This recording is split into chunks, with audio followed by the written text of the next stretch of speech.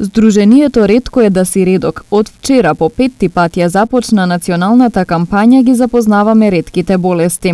Годинава е посветена на здравствените работници кои изминативе сезони помогнаа со нивните стручни совети, предлози, пишување текстови, ревидирање материјали во реализација на кампањата.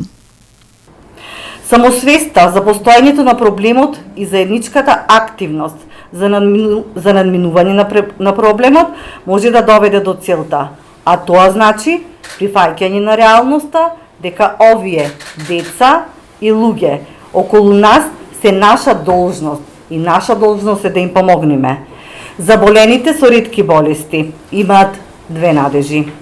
Првата е медицината да напредува до изнаоѓање на лек и барем да ги ублажи симптомите на болеста на болните, да водат нормален живот, а втората е државата да ги препознае нивните потреби и да им обезбеди на болните пристап до лекови. Според доктор Иван Барбов, треба да се најде системско решение по однос на набавка на лекови, да се направи позитивна листа на лекови и така набавката да биде преку Фондот за здравство. Прошлата година буџетот на ретки болести беше намален, така да едва се набавија лекови за пациентите што во момент примаа, камоли нели да се набават лекови за нови пациенти.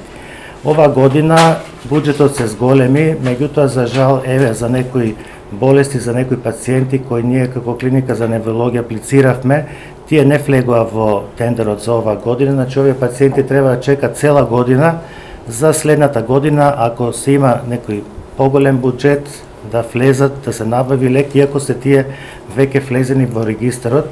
И затоа мислам дека тука треба се најде едно системско решение. Ние не сме членка на Европска унија, нели не можеме на тој начин да функционираме, меѓутоа сметам дека треба се направи една позитивна листа на лекови кои се набавуваат нели за пациентите со ретки болести и на тој начин таа набавка да биде преку Фондот за здравствено осигурување.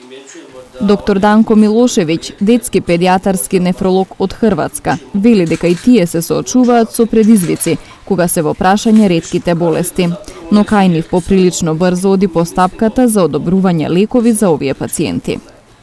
Проектот Ги запознаваме ретките болести ќе се реализира во текот на цел февруари на територијата на цела Македонија, годинава на над 70 локални и национални и 2 сателитски канали на македонски и на албански јазик. Петтата сезона ќе биде заокружена со промоција на петтата поштенска марка со ретка диагноза, деца со ретки болести, ихтиоза, со што повторно ќе бидеме први во светот со ваква поштенска марка и ваков редок начин на запознавање на граѓаните со ретките болести.